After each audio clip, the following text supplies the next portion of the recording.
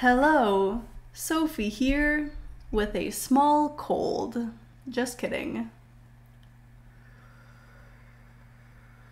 With a small fix for my grease pencil ink brushes. So I've gotten a few comments from people getting strange effects with my ink brushes. Definitely not at all like the example pieces I made. I really appreciate this kind of feedback. I mainly just make brushes that I'd want to use myself and then share them.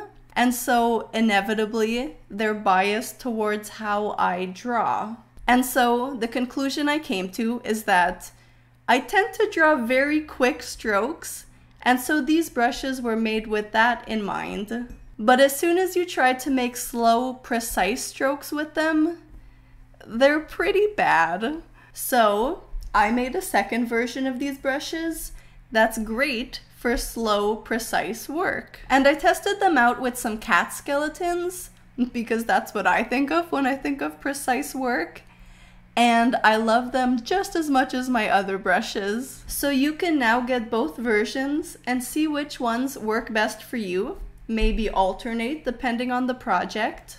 Just don't forget to vary your pen pressure while you draw to get the full effect of the brushes. If you haven't already downloaded my brushes, they're completely free. The link is at the top of the description box. And if you've already gotten them, I sent an email that contains this new brush pack. Or if you have a Gumroad account, you can go to your product library and my ink brush pack will be updated with the new brushes. If you need more help accessing them, just let me know. And my main video about my ink brushes explains how to add them to any blend file. A big part of this fix included adding a simplify value to the brushes, which you can find if you go into the brush settings, into stroke, and in post-processing, we have a simplify value at the bottom.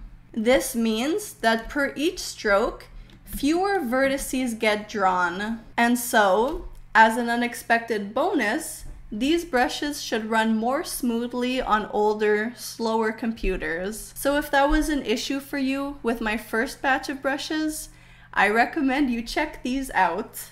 Definitely, please message me if you have any issues with my products or feel like they aren't working as they should, and I'll do my best to help you out.